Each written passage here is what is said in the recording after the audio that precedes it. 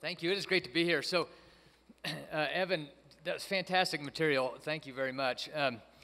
Halloween is kind of the same way in my family, but my kids are so well trained. They know that I like cherry-flavored candy. So I come home periodically, and I'll find a little like cherry starburst on my keyboard or something like that. So that I don't have to reach in their bags. They just automatically come give it to me.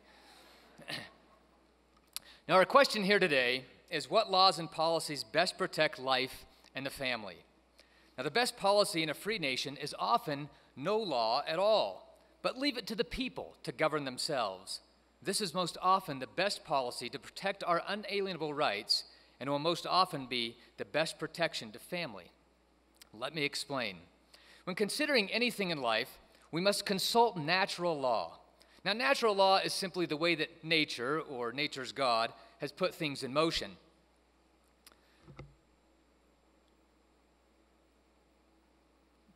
There are natural laws of science. For example, what goes up must come down, equal and opposite reaction, those types of things.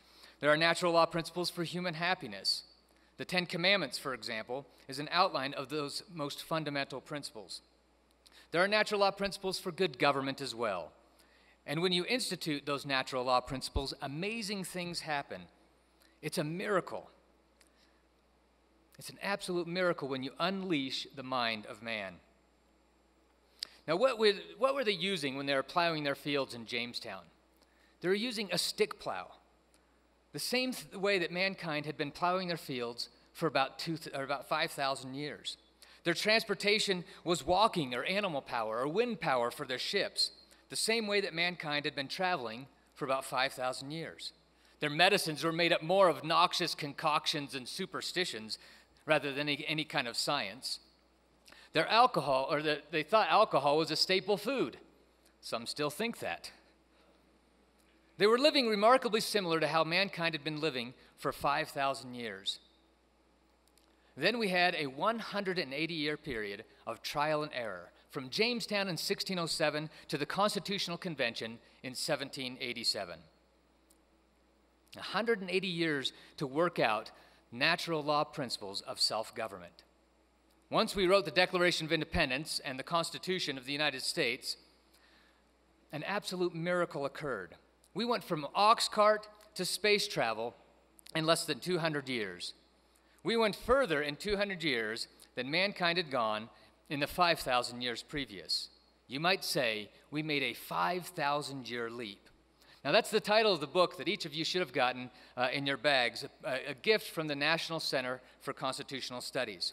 Now, this book outlines the 28 fundamental principles of natural law, the principles of liberty, in which the founders said would lead any nation to peace and prosperity if they would simply implement those principles. In it, we can look to Principle 26 to get some insight on the family. There it states, the core unit, which determines the strength of any society, is the family. Therefore, the government should foster and protect its integrity. So how is it best for government to do this? Like I said earlier, sometimes it's best for government to get their hands out of things in order to foster something or to support something. Let's first look at the attitude of marriage at the beginning of our country. Alexis de Tocqueville, who visited America in the 1830s, he went about America to kind of discover what made us so great. And about marriage, he said, there is certainly no country in the world where the tie of marriage is more respected than in America, or where conjugal happiness is more highly or worthily appreciated. From his own pen, we have Franklin at the age of 46 emphasizing the importance of marriage as he attempted to dissuade a young friend from taking a mistress. He wrote, "Marriage is the proper remedy. It is the most natural state before man, and therefore the state in which you are most likely to find solid happiness. Your reasons against entering into it at the present appear to me not well founded. It is the man and the woman united that make the complete human being. Separate, she wants the force of his body and strength of reason. He, her softness, sensibility, and acute discernment. Together they are more likely to succeed in the world. A single man has not nearly the value he would have in a state of union. He is an incomplete animal, Franklin said. He resembles the odd half of a pair of scissors. The trilateral construction of the family, consisting of the father, the mother, and the children, raises the basic question of the duty of parents to their children and the respect with which children owe to their parents. John Locke stated that the authority of parents over children is based on an important principle of natural law. He said, "The power, then, that parents have over their children arises from that duty which is incumbent on them to take care of their offspring during the imperfect state of childhood, to inform the mind and govern the actions of their yet ignorant nonage, till reason shall take its place and ease them of that trouble, is what children want," he said, "and the parents are bound to provide." Now, Locke also said that the reciprocal responsibility of children to honor and obey their parents is equally specific. "As God," he said, "hath laid on them, the parents, an obligation to nourish, preserve, and bring up their offspring, so he has laid on the children a perpetual obligation of honoring their parents." John Locke then teaches that the bond between parents and children cannot be broken by anybody or anything, including government. He said, "The nourishment and education of their children during their minority is a charge so incumbent upon the parents for their children's good that nothing can absolve them from taking care of it." Now, entering into the family unit is an unalienable right. We know that this is a natural law principle because it is nature, not government, that places us into families at our birth. Perpetuating that family unit through marriage is therefore a natural, unalienable right. As the Declaration of Independence states, governments are instituted to protect rights. Governments do not issue rights, nor can they define rights. Rights are issued and defined by the laws of nature and of nature's God. With that in mind, government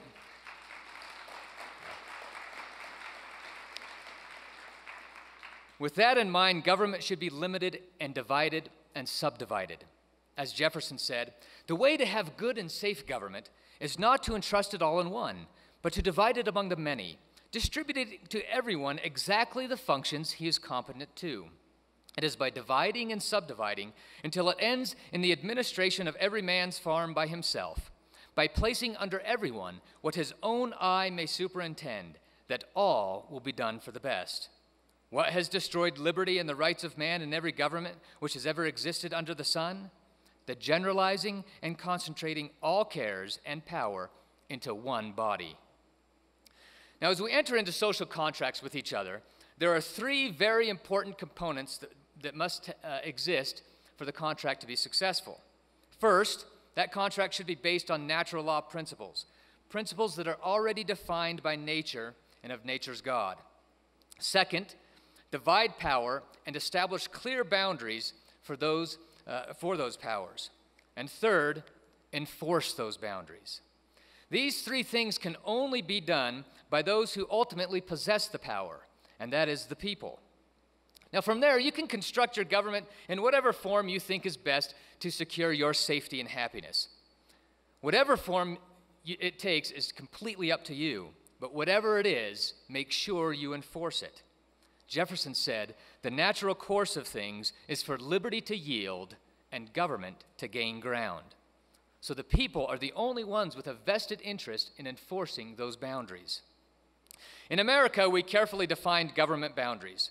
Our federal government, for example, is limited to 20 powers delegated to the legislative branch, 6 powers delegated to the executive branch, and 11 types of cases to the Supreme Court. And our states are structured similarly. By design, marriage was left outside of the bounds of government, and definitely outside the bounds of the federal government, and for the most part outside the bounds of our state governments as well. Marriage was left to family and churches. Now, absent a church, someone with an official title could perform a marriage, such as a judge or the captain of a ship, but then it ended there. The framers discovered that the best policy for marriage was to leave it outside of the bounds of government. Marriage was defined by those who actually engaged in it, and they defined it as a union between a man and a woman. They believed that marriage was ordained of God to bind the family unit, to make the sacred gift of procreation and rearing children a covenant with each other and with God. If a man and woman wanted to engage in the sacred natural right of procreation, like all rights, there would be a duty and responsibility attached to that right. The duty was to raise children in love and righteousness, to teach them the laws of nature and of nature's God, and the civil laws, to instruct them of their own boundaries within their own principles of liberty and the boundaries of their government. They covenanted that they would sacrifice their entire lives to see this duty through. Till death do they part. Now that was marriage. It was not for the faint in heart. It was not just for the man and woman's happiness, but to bind the family unit. The definition was the union between a man and a woman with a purpose to bind them to their duty. Then we began to redefine marriage. Now, I'm not talking about our new 21st century definitions. I'm talking about over the last 300 plus years, we began to redefine it. Marriage was originally a man plus a woman, and it was performed within the family or within churches. Then we decided we wanted government to keep track of marriages, so we let government redefine it to a man plus a woman plus a license. Then we started passing laws to prevent interracial marriages, and so government redefined it as man plus a woman of the same race plus a license. Then we did not want any of this first and second cousin business, so we again let government redefine it as a man plus a woman of the same race, not related, plus a license. Then we went to man plus a woman of the same race, not related, with compatible blood types, plus a license. Then in 1969, California became the first state to enact no-fault divorce. This was a concept dreamed up in communist Russia in the 1920s, specifically designed to eliminate the institution of marriage, primarily to dissolve or eliminate family dynasties. That led to the definition of man plus a woman of the same race, not related, with compatible blood types, plus a license, minus any real binding covenants, duties, or responsibilities. To no surprise, this contributed to a sharp increase in the divorce rate in the 1980s, so we decided to redefine it again by adding tax breaks to encourage people to stay married. So now the new definition went man plus a woman of the same race, not related, with compatible blood types, plus a license, minus any real binding covenants, duties, and responsibilities, plus tax breaks. That's our new definition of marriage. We have spent centuries redefining marriage, and we have done so by letting government define and redefine it again and again. Now we have put the courts in a very tough position. We are now asking them to make rulings based on two conflicting natural rights: our right to enter into the covenant we call marriage, and that all of the laws need to be for all of the people, all of the time. And we have some individuals in our society that do not desire to enter into marriage and the family unit as we define it. But they see that government is giving an exclusive entitlement in the form of tax breaks to those who have been engaged in marriage. So they go to government and they say, hey, you're giving some free apples to those people. We want some of those free apples. And then the courts are stuck with this all of the laws for all of the people, all of the time principle. Now what are the courts to do? Should it be any surprise that after decades of telling government to define and redefine marriage, that they would then take it upon themselves to again redefine it? If we consent to government defining marriage, then we are declaring that they have the authority to define it, and so therefore we must consent to them redefining it. If government has the power to define, it has the power to redefine. The problem is not now. The problem is that we did not enforce government boundaries because at the time it suited us to not enforce them. This issue reminds me of a quote about government from George Washington when he said, "Like fire, it is a dangerous servant and a fearful master. Never for a moment should it be left to irresponsible action." I propose that, as with all things, we place everything in its rightful place, that marriage should be placed back outside of the bounds of government and back into the sole hands of the people. Those with a different lifestyle should not approach government and say, hey, you're giving free apples to those people, we want free apples. because that would be allowing government to define them as well, and they too would eventually find that that would come back and bite them. They should say, hey, you're giving those people free apples. That's not within your bounds. Stop giving them free apples. And we should join them in saying that.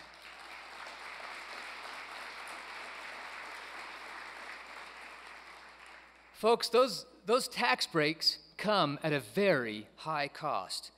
And personally, my marriage cannot be bought with tax breaks.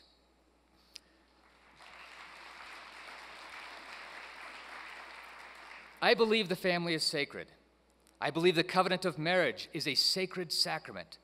I hold it close to my most sacred beliefs, alongside with other sacred sacraments, doctrines, creeds, and everything else within my religious practices. I would never want government to define those sacraments, doctrines, and creeds, so why would I want government to define marriage?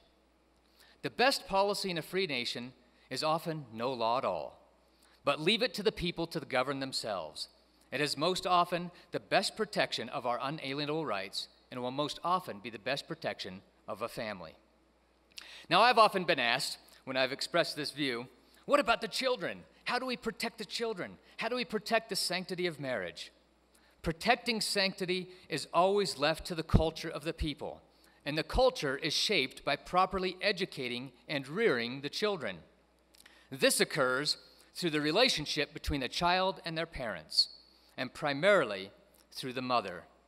Mothers, you are the guardians of our morals, values, and culture, not because men are immoral, but because you literally hold the future of our society in your arms and in your hearts.